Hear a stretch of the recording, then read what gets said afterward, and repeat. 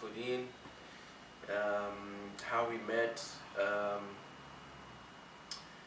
I'm not sure how you want me to do it, but I'll just, I've been asked this question before, and normally in this kind of context, I normally give some background. So at that time, I'd been single for a bit, and I was kind of not looking to be in a relationship. I'd actually had enough of women, literally. Like, I was at that place in my life. I'd been let down several times, and so I said to God, I give up. I thought I could pick. Clearly, I'm an idiot.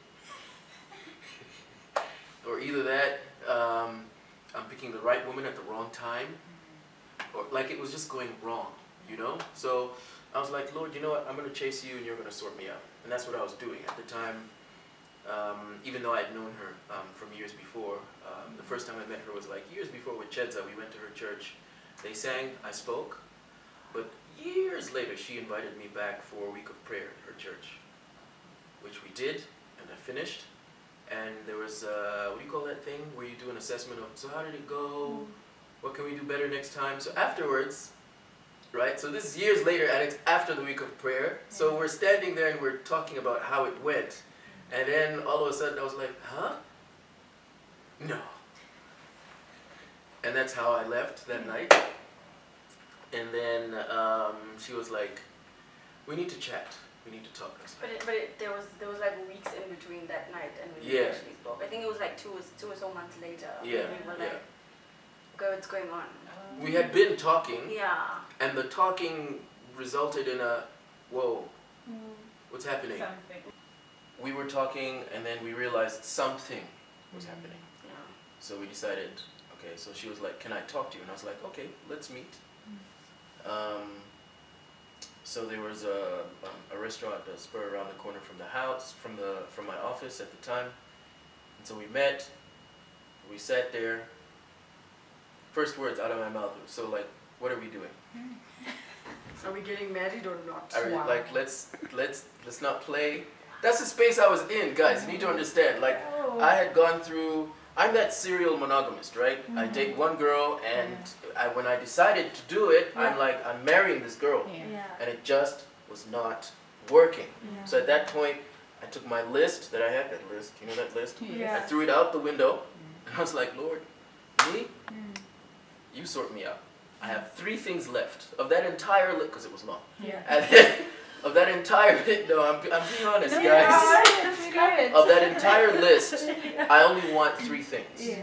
1, she needs to love you and have her own relationship with you. I'm not teaching my partner how to know you. I refuse. 2, she needs to have her own ministry. When I find her, she needs to be working for you. Like, then I'll know that she has number 1. And then number 3, she needs to want family. Because I kept meeting wonderful girls who just were like, no, babies later. Like, maybe. Babies later, maybe. And I was like, so when I was like, so what are we doing? Like, we're either doing this. I was very, and I even told her, and if we do this, there's no guarantee it's going to work. If we reach the altar, we're fine. You have to survive this relationship with me until we get to the altar. When you're at the altar, you're safe, girl. Like, things will work out.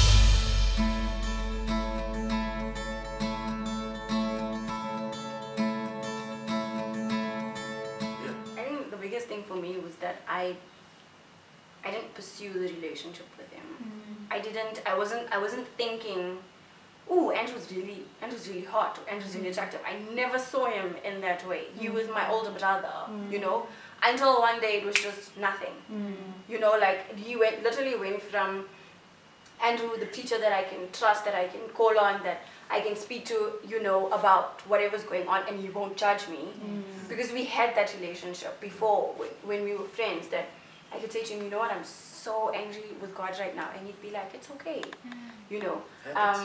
So we went from that kind of relationship to all of a sudden, something's not right here, we need to pray about this, what's going on, to literally confirmation. So for me it was, I had prayed, and I can be a bit, I don't want to say paranoid sometimes, but I literally made it like a silent prayer. You know, like in my head, in my heart, that because my mother always says, you can ask God for signs and you can see the signs yourself, right? My mother's very big on that. Like, don't pray for signs that you can answer yourself. So the biggest thing was that, one, I didn't say anything to anyone. I didn't even say it out loud because I was just like, demons can hear. like, let's just be honest. Demons can hear your prayers. So I was like, I'm not even going to say it out loud. Lord, it's in my head, it's between the two of us. And I asked for something that I knew, one, would be completely impossible. And two, I didn't know how it would be answered. So it wasn't an answer that I could give because I was specific, but I was vague. So I wanted him to give me something impossible. And I specifically said he must give me something. One of my favorite things, I don't know if I should go into. Okay, so people. Yeah, so I've had an obsession with the moon all my life. Yes. So I literally was like, God, he has to give me the moon. In a way that I know for sure that one, it's from you, but also in a way that I can't imagine it. Yeah. So I knew it would be impossible, obviously, for him to physically give me the moon. But I think it was literally like 3 seconds after I prayed that prayer, he sent me a picture of a purple moon, like the moon, but it was shaded in purples and stuff. And purple is my favorite color.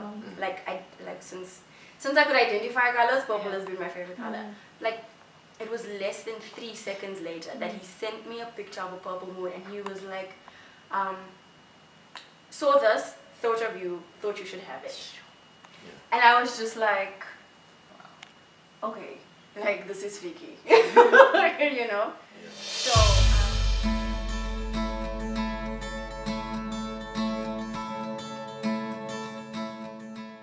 my kings. So I spoke to my dad. He's obviously my first mentor. I spoke to Pastor Samuel Mirsani. I spoke to Errol Nimhart and Uncle Vic. I had all these men praying for me. I've seen someone, I'm an idiot. Like, no comment. And you people have walked with me. You know what has happened to me. Yeah. So, I'm here again. This time, I'm not saying nothing. Pray for me, please. And the first person to get back to me was Uncle Vic. So he said, Andrew, you're Kenyan. She's not. Are you sure you're not, like, infatuated? Like, what's going on? I'm like, hey, but I know she's, no, Andrew, you're Kenyan. She's not. So, okay, fine. Fast forward, we had a lot of challenges in our relationship from both sides of the family. So then Pastor Misiani adds on top of what Uncle Vic said. He's like, until the two families agree to bless your marriage, you cannot get married. It's like, that could take forever. Then he's like, well? Because with our situation, it literally could have. But by the grace of God, we would not be married. Yes. It took years, but the question was, because we went for premarital counseling, the question was, will you obey God or not? Like, who's in charge in this relationship? If you're in charge, you do whatever you want. You know how Pastor Misiani is. He's like, I can marry you tomorrow, today. Yeah. Get a witness, I'll marry you. Yeah, but then that's you in charge. But if you're not in charge, if God is in charge, then he will do something for you and you will know you have his approval. So we went from, her parents didn't want to see me at their house, see me with her, just even see me. Just his name. Like, had my mother leaving the room. Yeah, to favorite son in the family. So like that was a miracle. Like, literally in my life, I can see miracles in my life. Like, I literally feel I have two mothers and two fathers. Like, they're both awesome.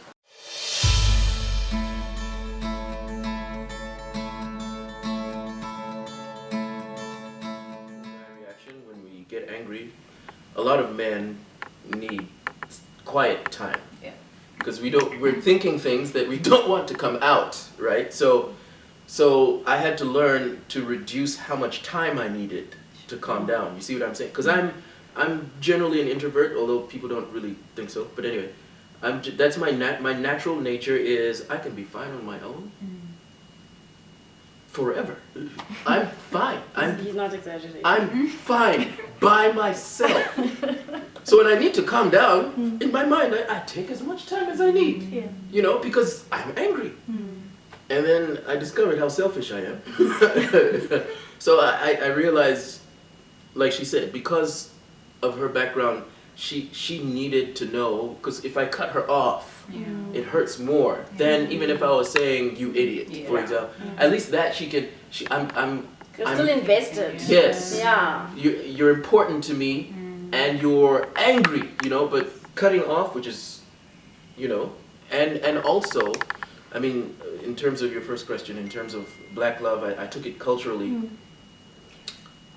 My parents get to a point in their argument where my dad is talking and my mom keeps quiet, or my mom is talking and my dad keeps quiet. They don't exchange words. Do you understand what I mean? But I'm annoyed. But then they don't do that. I'm annoyed. Really? Yes, I'm annoyed because 1, 2, 3, she's quiet. Even if it takes my dad 20 minutes to explain why. Then when he's done, she goes, okay, the reason why I did that was 1, 2, 3. Now both have spoken, then they discuss. Wow. You see, whereas we were getting annoyed, and then I'm quiet, right? She's getting more angry because I'm quiet, and she's like, why aren't you talking? In my mind, that doesn't make sense. Do you understand what I'm saying? You know, and on top of that, she's from a very matriarchal society. I'm the total opposite. Where I'm from, we're patriarchal. The men are the clear head of the home. So in an argument, the man takes precedence, whether he's speaking or he's silent, right? And even the body language. You don't talk to a man like this. You know, like it's rude. So she's gesticulating, and I'm like, this woman crazy, you know? And then in my mind, I hear what Uncle Vic told me, dude, do you know what you're getting into? And I was like, oh. So I had to put my Kenyanness in Christ and let him... And I had to put my coloredness in Christ. Yeah, let him massage that thing and keep some, throw some out. Do you understand what I'm saying? Like, you know, and I've also lived outside my country for so long, so I'm really proud of my culture because it defines me, it helps me stay grounded, it's who I am, right? I'm fluent in my mother tongue, I'm fluent in my national language. These things are important to me, and my dad always raised me to say, you are Kenyan. You're not American, you're not South African, I don't care what neighbors are doing, this is my house, you do what I tell you, I'm your dad, that guy's not your, do you see what I'm saying? So, I've seen them interact when they're angry, and I was completely unprepared. You know, so I had to pray about it because it almost felt like my culture was wrong, but it wasn't. I knew that's what it felt like, but then her culture is not wrong. Do you see what I'm saying? It's just different.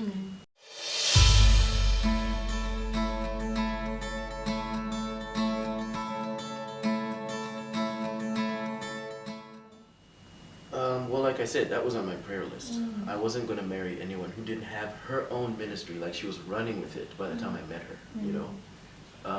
So because,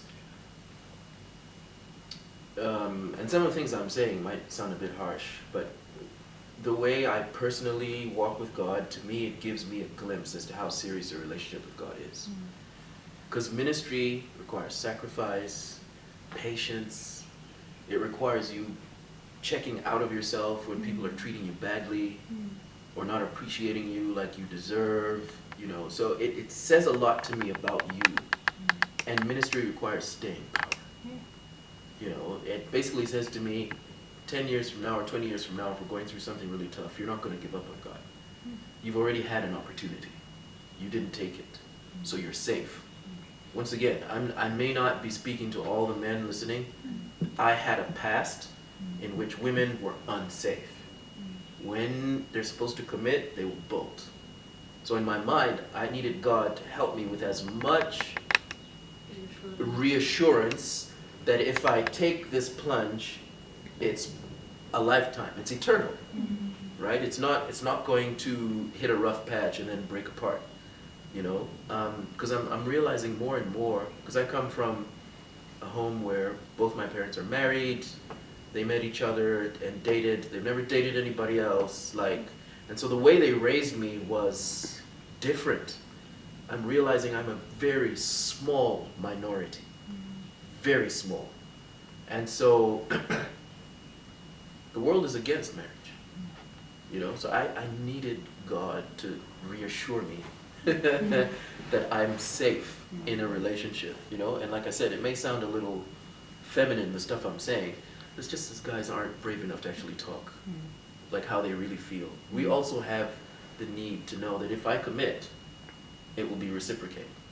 So ministry for me was absolutely key. And even the type. She's really involved in youth ministry, so was I. Each type of ministry has certain demands. If she was, I don't know, involved in something really, really out there, like, I don't know, maybe wealth and finances, and I'm in youth ministry, there may be overlap. But what if it starts going like this? So I needed to see, okay, what are you about? And then in my mind go, okay, 30 years from now, the more and more serious she gets about this, are we still going to be heading towards God together? Or are we going towards God in a parallel? You know, that was important for me as well. Because sometimes two really good people meet and it doesn't work out. You know? Yeah. And I don't think we're necessarily good people. Yeah.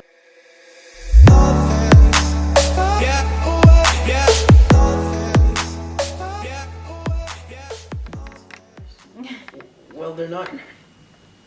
Let's say we have an overriding one that as a couple we've agreed on is the most important. Then we have our individual ones. Like for example, I write.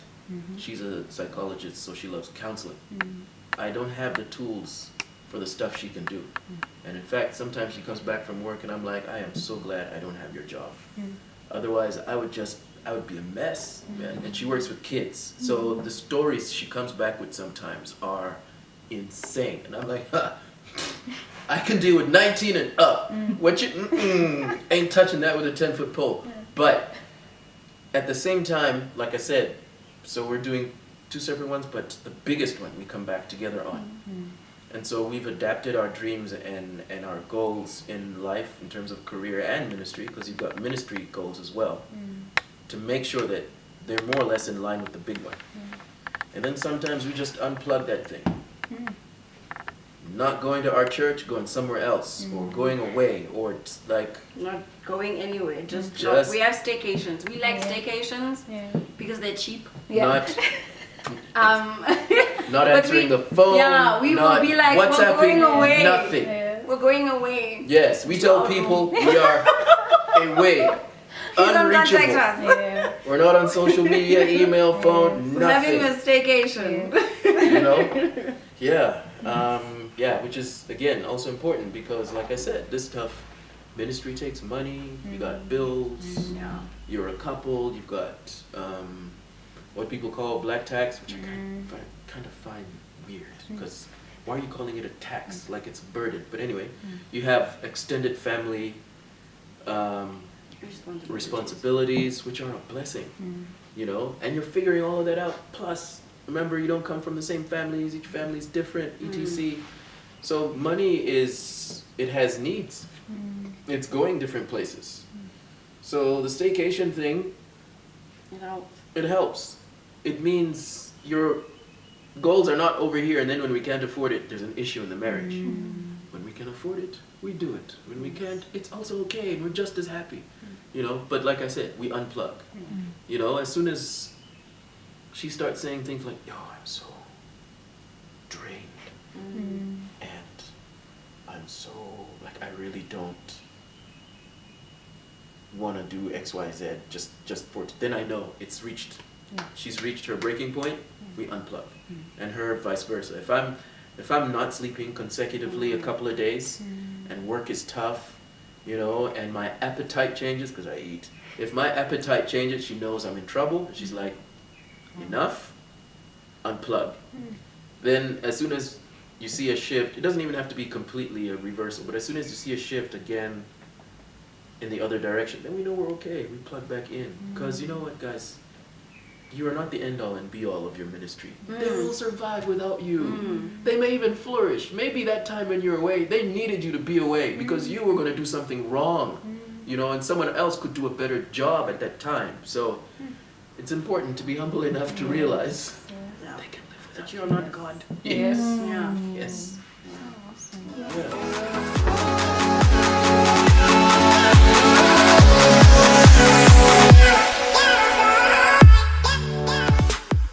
Most important parting shot would be, before you develop feelings for the person, check in with God. You know, check in with God, check in with your mentor or whoever it is, with your sisters, because as crazy as it is, if they love you, they will have your best interest at heart. You know, like I think sometimes we feel like, oh no, they're just gonna discourage me or whatever, or you know, they're gonna judge me or that kind of a thing. But if they love you, check in with your parents, check in with whoever you can before you develop feelings for the person. Because once you have feelings, it's so much more difficult to be objective and to walk away. So yeah, if or even to hear God's voice. You know? Objective makes it sound like you don't have any feelings invested in it, but the problem is with the feelings, it's sometimes it makes it easier to override God's voice. Sure. You know. Yeah, so that would be me. Just check in with anyone and everyone before you decide, because once we've decided, as women especially, we pour so much of ourselves that we really do become changed and really do become affected by this person. And I mean, you don't want to have to undo that and go through all the pain of now finding yourself outside of this person and that kind of a thing. So yeah. And on that point, just my parting shot. Men chase, but women choose. So, ladies, you're in charge. The guy thinks he's in charge. I mean, come on, girls. Tell me the truth, man. You know, the first 5 minutes, you know where to put him. What category? Friend zone. I'd be nice to date, but I wouldn't want to marry this guy. Like, you know. Whereas we're just infatuated with how you look, how you sound, how you dress, how you walk.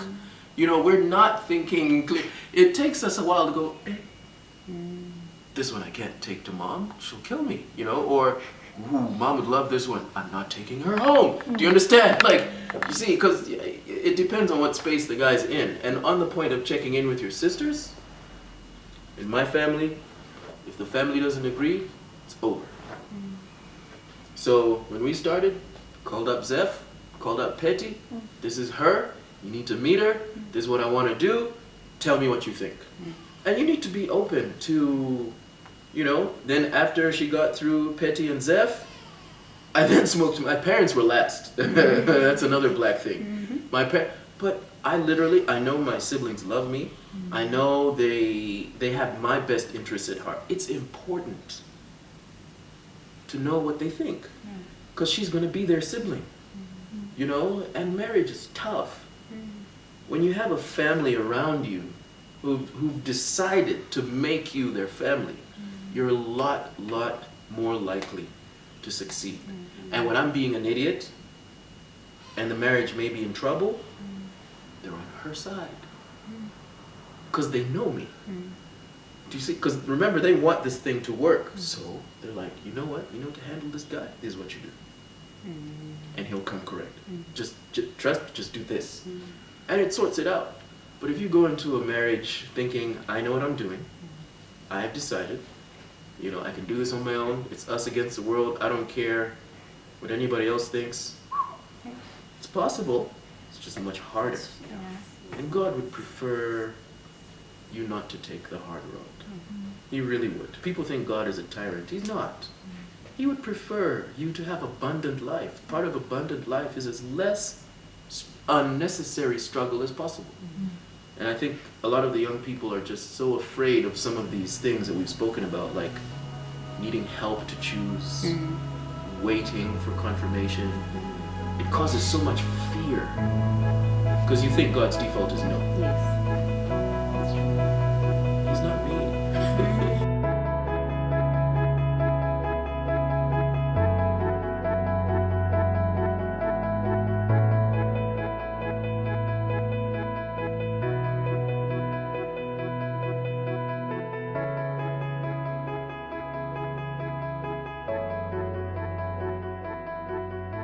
The first time we argued, it was like mind-blowing to both of us, because I couldn't understand why he was getting angry because I was shouting, and he couldn't understand why I wasn't understanding that my shouting was making him angry. Yes. Because in my mind, when you're angry, you shout. Yes. Right? I like, hello, I'm colored.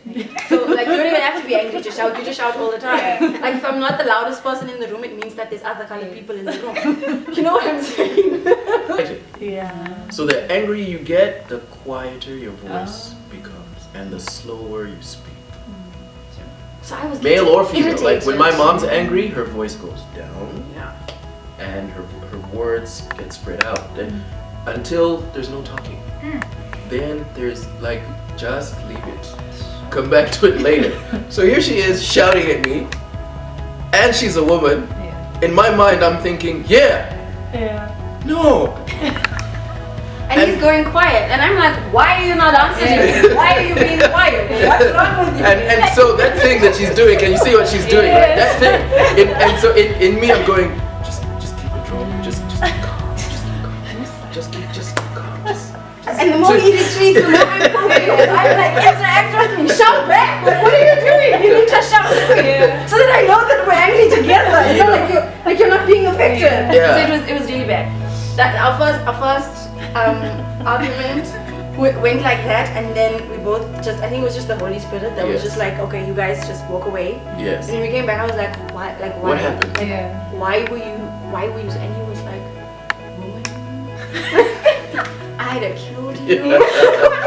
And I was like, man, I'd have killed you.